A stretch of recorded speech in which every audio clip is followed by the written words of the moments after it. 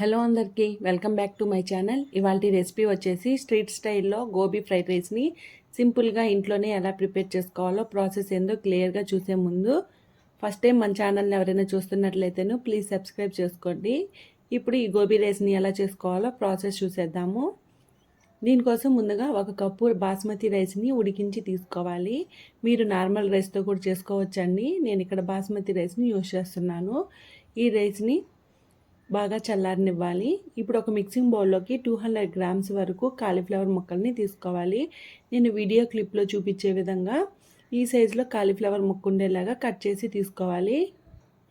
అలాగే ఈ కాలీఫ్లవర్ ముక్కల్ని హాట్ వాటర్లో వాష్ చేసి తీసుకోవాలి.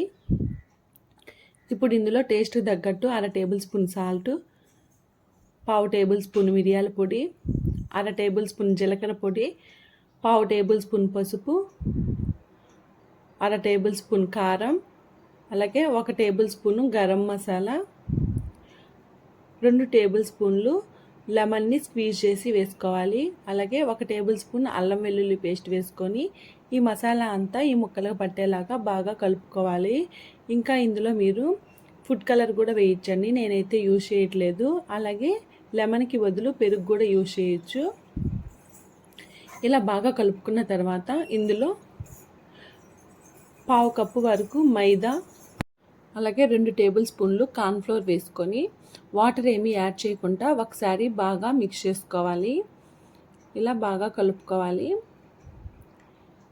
ఇందులో మీకు అవసరం అనిపిస్తే కొద్దిగా వాటర్ని యాడ్ చేసుకుంటూ ఈ పిండిని బాగా కోట్ చేసుకోవాలి. అలాగే మీరు పెరుగుని యూజ్ చేసినట్లయితేను వాటర్ ఏమీ అవసరం పడదండి.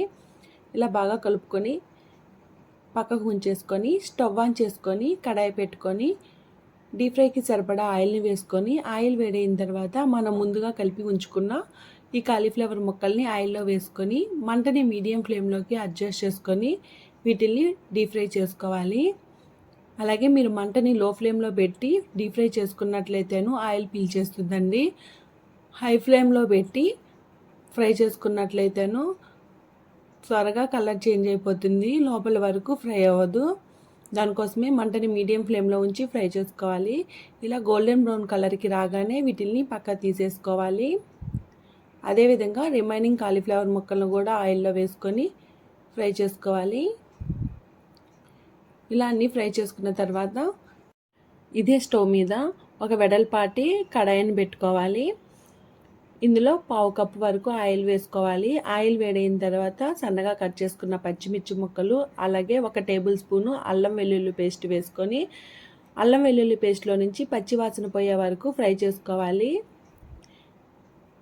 ఇలా ఫ్రై అయిన తర్వాత ఇందులో సన్నగా కట్ చేసుకున్న ఒక చిన్న సైజు ఆనియన్ తరుగు, అలాగే కొద్దిగా క్యాబేజ్ తరుగు, ఇంకా ఇందులో సన్నగా కట్ చేసుకున్న క్యారెట్ ముక్కలు, కొద్దిగా క్యాప్సికమ్ ముక్కల్ని వేసుకోవాలి.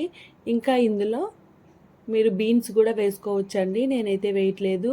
ఇప్పుడు మంటని హై ఫ్లేమ్లో నుంచి ఈ వెజిటేబుల్స్ అన్నిటిని టాస్ చేసుకోవాలి. అలాగే ఇక్కడ వెజిటేబుల్స్ అన్నీ బాగా కుక్ కావాల్సిన అవసరం లేదండి, ఒక 50% కుక్ అయితే సరిపోతుంది.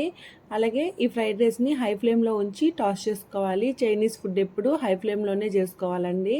ఇలా బాగా మిక్స్ చేసుకున్న తర్వాత ఇందులో మనం ముందుగా ఫ్రై చేసి ఉంచుకున్న కాలీఫ్లవర్ ముక్కల్ని వేసుకొని ఒకసారి బాగా మిక్స్ చేసుకోవాలి. అలాగే 1 రెమ్మ కరివేపాకు వేసుకొని ఒకసారి బాగా కలుపుకోవాలి. కరివేపాకు వేసుకోవడం వల్ల ఈ గోబీ రైస్కి ఒక మంచి ఫ్లేవర్ యాడ్ అవుతుందండి.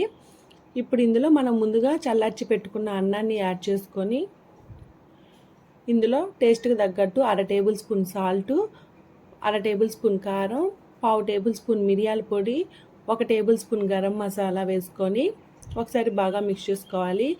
ఇంకా ఇందులో మీరు అజినోమోటో కూడా వేసుకోవచ్చండి, నేనైతే యాడ్ చేయట్లేదు. ఇలా బాగా మిక్స్ చేసుకున్న తర్వాత ఇందులోనే 2 టేబుల్ స్పూన్ల వరకు డార్క్ సోయా సాస్ వేసుకోవాలి. అలాగే 2 టేబుల్ స్పూన్లు వెనిగర్ని వేసుకొని ఒకసారి బాగా మిక్స్ చేసుకోవాలి. ఈ రైస్ మొత్తం మనం బాగా చల్లార్చేసాం కాబట్టి బాగా వేడయ్యే వరకు టాస్ చేసుకుంటూ మిక్స్ చేసుకుంటూ కలుపుకోవాలండి. ఇలా బాగా మిక్స్ చేసుకున్న తర్వాత ఇందులో సన్నగా కట్ చేసిన కొత్తిమీరని యాడ్ చేసుకొని ఒకసారి బాగా మిక్స్ చేసుకోవాలి. అలాగే సాల్ట్ సరిపోయిందో లేదో చెక్ చేసుకొని సాల్ట్ని అడ్జస్ట్ చేసుకోవాలి. అంతేనండి, స్టవ్ ఆఫ్ చేసుకొని సర్వింగ్ ప్లేట్లోకి తీసుకోవడమే. చూశారు కదా, ఇది వేడివేడిగా లెమన్తో ఆనియన్తో సర్వ్ చేసుకున్నట్లయితేను చాలా టేస్టీగా ఉంటుంది. చూశారు కదా గోబీ ఫ్రైడ్ రైస్ని ఎలా చేసుకోవాలో. ఈ వీడియో మీకు నచ్చితే లైక్ చేయండి, షేర్ చేయండి, కామెంట్ చేయండి. అలాగే మరిన్ని రెసిపీస్ కోసం మన ఛానల్ని సబ్స్క్రైబ్ చేసుకోండి. Thank you for watching.